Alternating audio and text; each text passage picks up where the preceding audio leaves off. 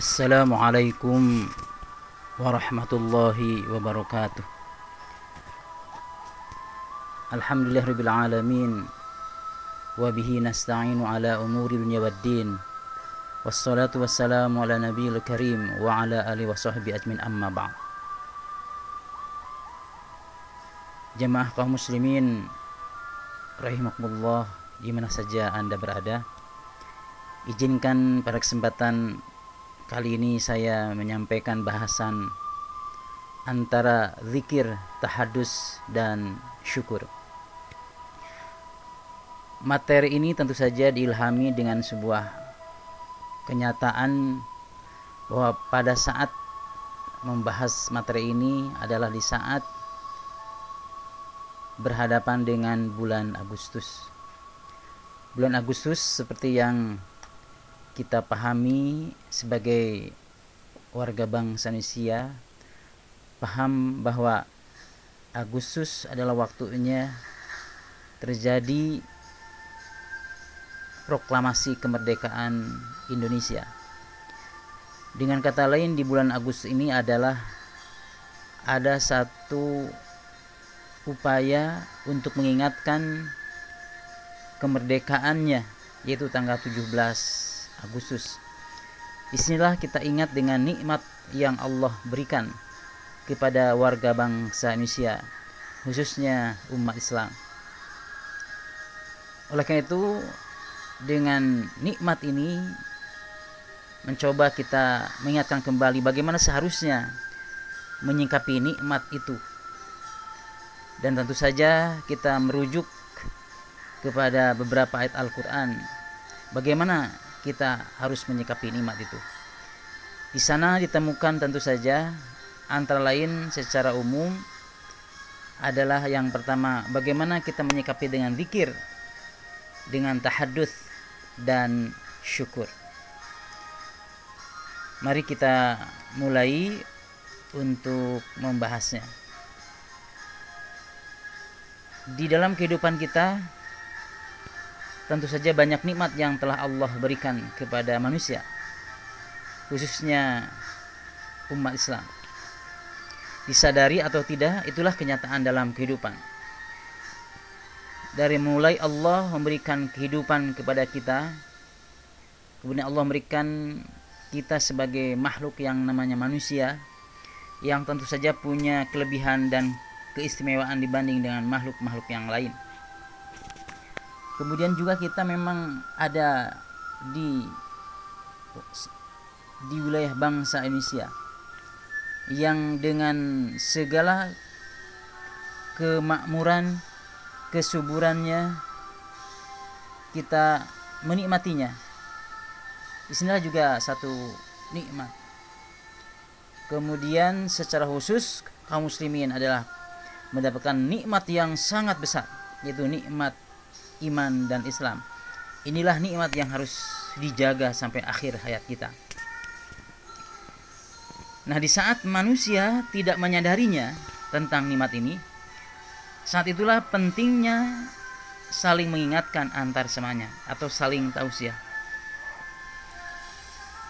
Dengan kata lain, Islam memberikan banyak petunjuk untuk semua kepentingan itu, yaitu dari mulai bagaimana kita harus berzikir, tahadduts, dan syukur. Di dalam istilah zikir, tahadduts, dan syukur ini sebagai petunjuk dari Allah, maka sedikit kita ingatkan istilah kata zikir. Sebetulnya zikir itu berasal dari kata zakaro yadhkuru dzikran. Zakaro fil madhinya, yadhkuru fil mudhari'nya, dzikron masdarnya. Cuma dzikron ini kemudian menjadi zikr, dan untuk mempermudahnya orang kita sering dengan bahasa zikir. Jadi sebelum R-nya pakai huruf I, zikir. Itu sebetulnya sebuah perubahan yang tidak disadari oleh kita. Kemudian tahadduts berasal dari kata tahaddatsa, ya tahaddatsu tahaddusan.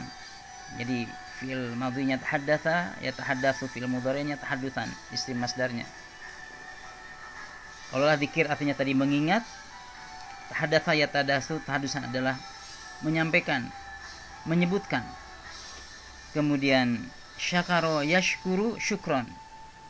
Syakara fi'il madhinya, yashkur fi'il mudhari'nya, syukron masdarnya. Yang secara makna sederhananya adalah berterima kasih. Nah, ketika kita sedikit memahami asal usul katanya, mari kita mulai memahami beberapa ayat Al-Quran yang terkait dengan zikir ini.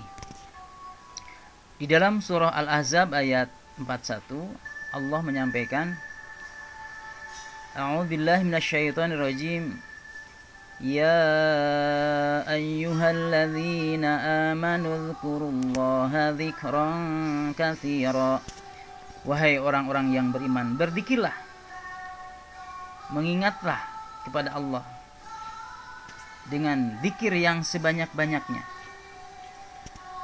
Kemudian di dalam surah Al-Ahzab ayat 45, A'udzubillahi minasyaitonirrajim. Ya ayyuhalladzina amanu idza laqitum fi'atan fathbutu wadhkurullaha katsiran la'allakum tuflihun. Di dalam ayat ini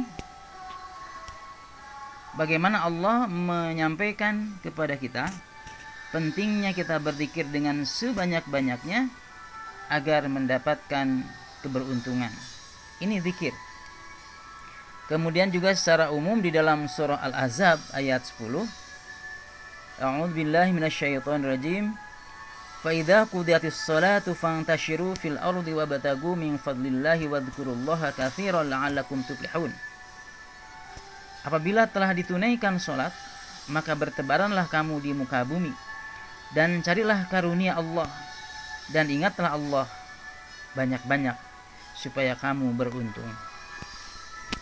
Nah, dari 3 ayat yang disampaikan tadi, maka ulama sering memberikan bagian-bagian dalam kaitan dengan zikir ini. Ada zikir secara qalbu, yaitu bagaimana nyambungnya hati kita kepada Allah Subhanahu wa taala. Ingat bahwa dengan segala ciptaannya itu adalah hakikatnya ciptaan Allah Subhanahu wa taala. Kemudian zikir secara lisan, secara qauli. Maka mengingat Allah melalui ucapan-ucapan kita yang bernuansa kalimah thayyibah. Ucapan-ucapan menyebut Allah, baik itu dalam kaitan dengan keseharian kita ataupun dalam kaitan dengan ibadah-ibadah tertentu.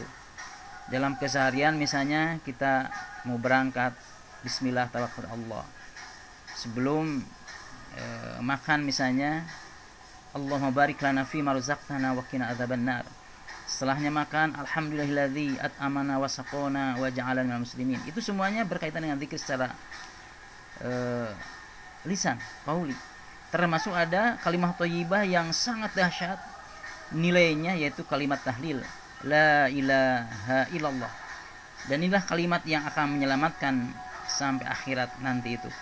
Bahkan kita diajarkan sebelum meninggal, diusahakan sekuat tenaga kita mengucapkan la ilaha illallah agar kita termasuk kelompok yang husnul khatimah. Kita dalam keadaan memegang dan meyakini Islam sebagai agamanya. Termasuk di dalamnya adalah keyakinan tentang Allah sebagai Tuhannya, sebagai satu-satunya Tuhan. Jadi kalimah thayyibah ini bagian dari zikir secara lisan. Termasuk zikir secara yang ketiga melalui perbuatan yang disebut dengan zikir fi'li. Yaitu bagaimana kita disebutkan dalam ayat itu, aqimis sholat li dzikri. Di antaranya sholat itu bagian dari zikir secara perbuatan.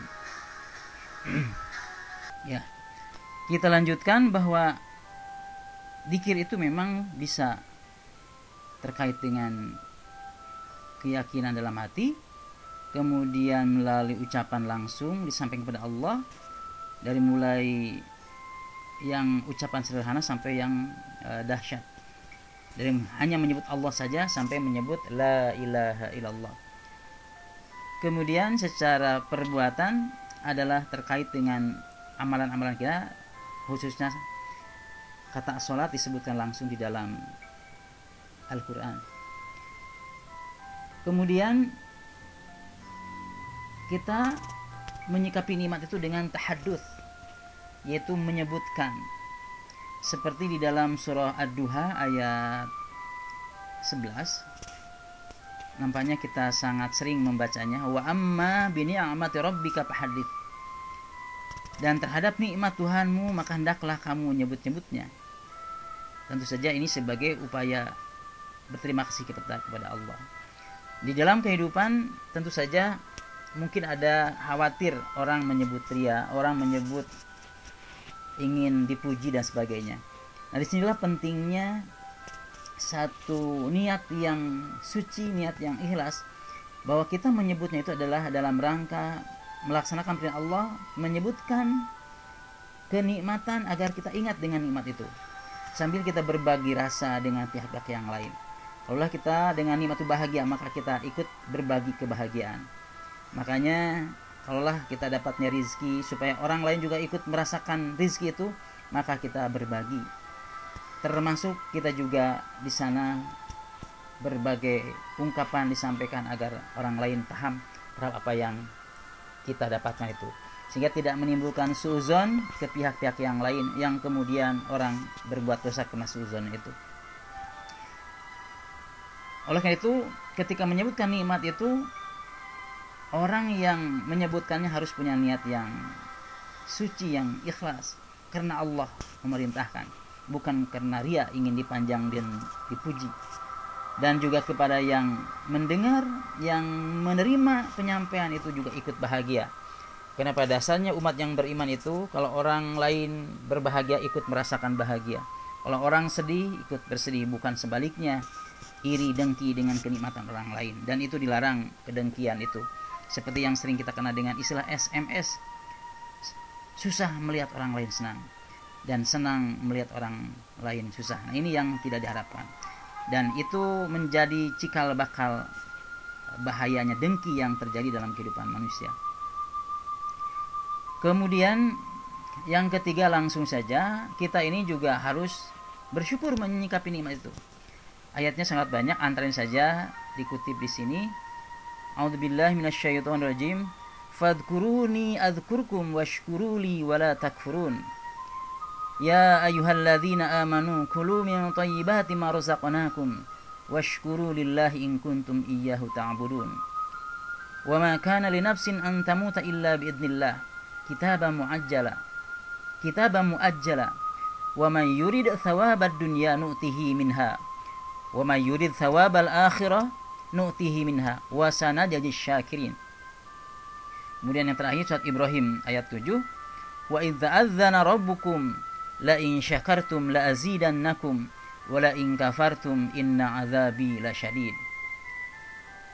Ayat yang pertama bagaimana menggambarkan perintah syukur dan larangan kufur. Jadi sebaliknya dari kata syukur, berterima kasih adalah kufur. Artinya menolak dari nikmat yang Allah berikan, tidak mengakui bahwa nikmat itu dari Allah. Nah, oleh karena itu harus bersyukur, tidak boleh kufur nikmat. Kemudian yang ayat yang kedua, yaitu surat Al-Baqarah ayat 172, bagaimana ketika kita diberikan nikmat makanan, nikmat rizki yang Allah berikan itu juga harus bersyukur. Kalau memang kita termasuk orang-orang yang beribadah kepadanya. Makanya kalau kita sedang makan, mulailah dengan basmalah dan akhiri dengan hamdalah. Termasuk juga makanan-makanan yang mungkin dianggap oleh kita sangat-sangat nikmat, sangat-sangat baik. Termasuk juga nikmat yang mungkin makanan sederhana juga tetap kita memohon kepada Allah sebagai tanda syukur kita. Kemudian yang berikutnya adalah Allah mengatakan kepada orang-orang yang bersyukur Allah akan membalasnya. Jadi dengan rasa syukurnya itu, bahkan ditegaskan oleh ayat yang akhir, orang yang bersyukur akan ditambah nikmatnya, dan orang yang kufur nikmat, artinya tidak bersyukur, kufur nikmat, maka justru akan didapatkan siksaan yang sangat pedih. Oleh karena itu jadilah kita orang-orang yang bersyukur. Kemudian sebagai keterkaitannya antara zikir, tahadus dan syukur, bisa dilihat di sini dalam menyikapi nikmat maka hubungan antara zikir, tahadduts dan syukur itu sangat erat sekali. Bahkan sulit untuk terpisahkan di antara ketiganya. Zikir sebagai upaya mengingat, tahadduts sebagai upaya menyebut, syukur sebagai upaya bentuk terima kasih. Hanya saja semua itu memiliki tekanan masing-masing. Jadi punya tekanan masing-masing.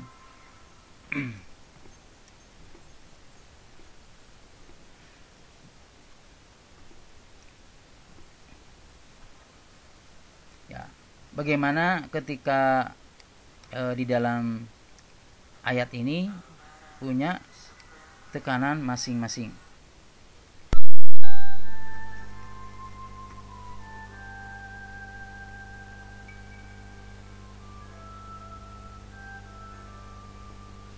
Ya, kita lanjutkan.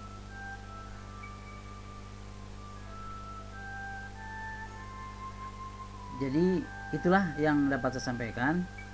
Mudah-mudahan kita termasuk yang melaksanakan zikir, tahadduts dan syukur.